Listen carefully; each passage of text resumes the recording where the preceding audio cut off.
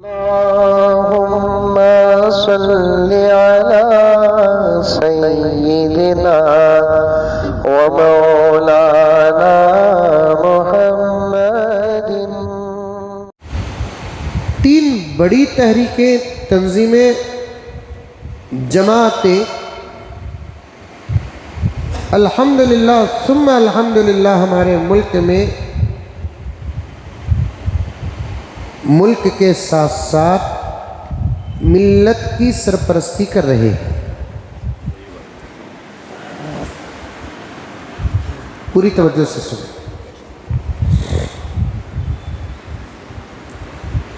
बहुत सारे हैं, मैं सबका नाम लेना नहीं चाहता, मेरे पास वक्त भी नहीं है।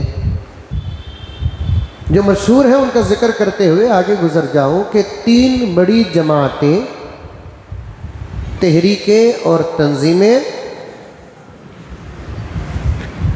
मुल्क के साथ साथ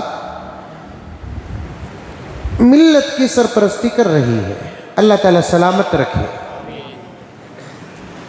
पूरी हिफाजत फरमाए।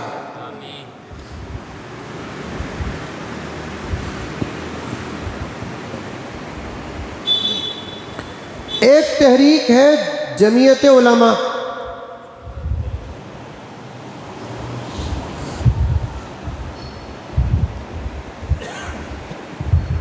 इस वक्त दो हिस्सों में तकसीम है।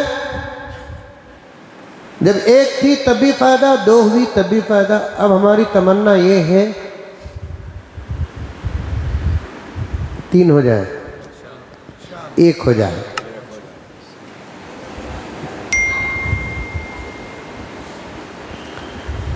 हमारी ख्वाहिश है, हमारी दुआ है।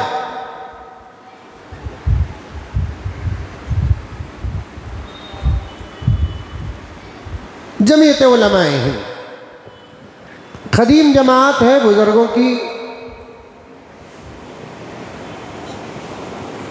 काफ़ी काम हुआ है, हो रहा है, इंशाअल्लाह ताला होते रहेगा।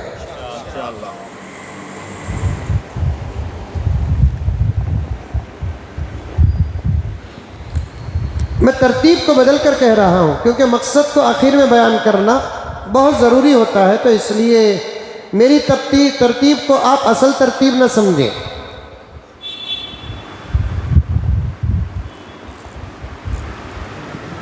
पहली जमात कौन सी है? जमीयत उलमाए हिंद। दूसरी जमात है मिल्ली काउंसिल, जो पूरे मुल्क में फैली हुई है अल्हम्दुलिल्लाह।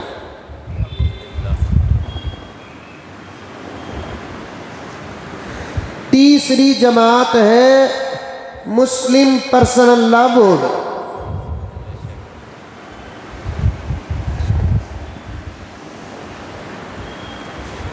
सबके अलग अलग मकासिद हैं, लेकिन तमाम के मकासिद तकरीबन एक है। क्या है कि मुल्क की भी हिफाजत हो, मिल्लत की भी हिफाजत हो, सरपरस्ती हो, अंदर और बाहर के दुश्मनों से मुल्क और मिल्लत की पूरी हिफाजत हो।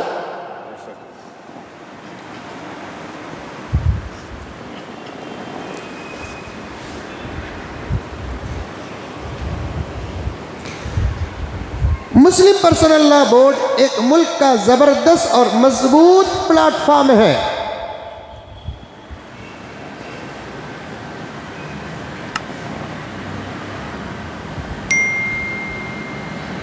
इसका अहम मकसद क्या है?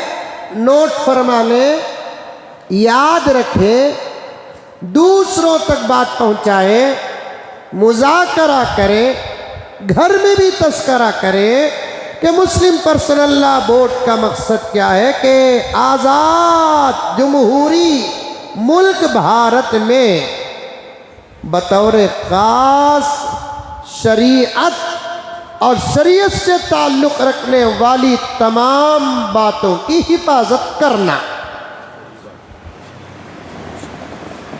आई बात समझ में प्यारो?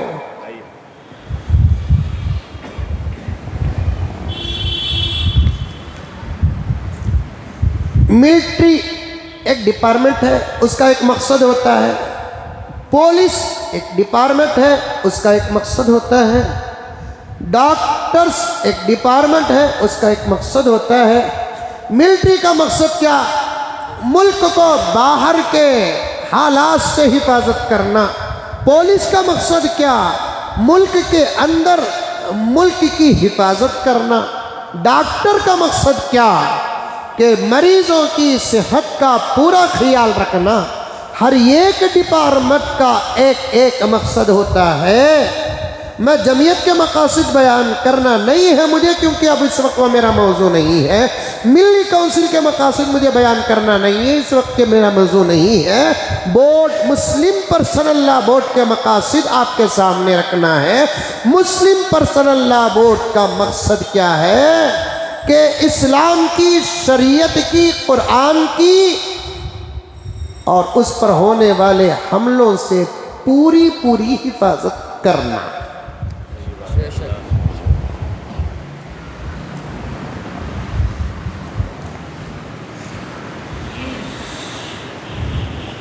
अगर हमले हुए तो फिर मैदान में आना।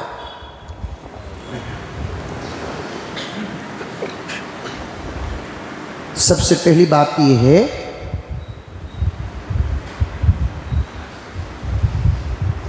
शरीयत महफूज थी, महफूज है, महफूज रहेगी।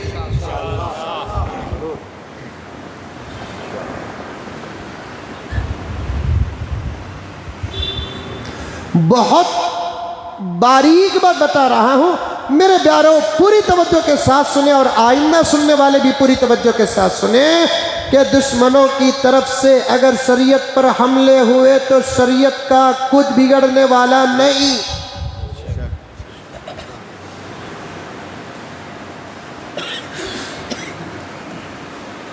दुश्मनों की तरफ से शरीयत पर हमले अगर हुए तो शरीयत का बिगड़ने वाला नहीं। ये जद्दोजहद, ये मेहनत जो हो रही है तंजीमों की तरफ से और तहरीकों की तरफ से, इनका मकसद क्या है कि शरीयत पर अगर हमला हो तो शरीयत तो महफूज रहेगी, शरीयत को मानने वालों का नुकसान होगा।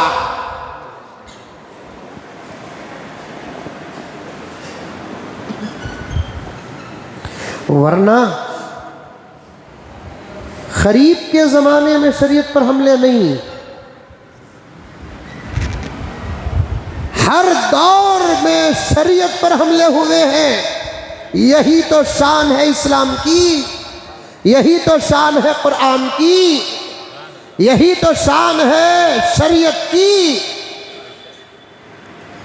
हमलों पर हमले होते रहे, कोशिशों पर कोशिशें होती रही, मेहनतों पर मेहनतें होती रही, जान माल बर्बाद हुए।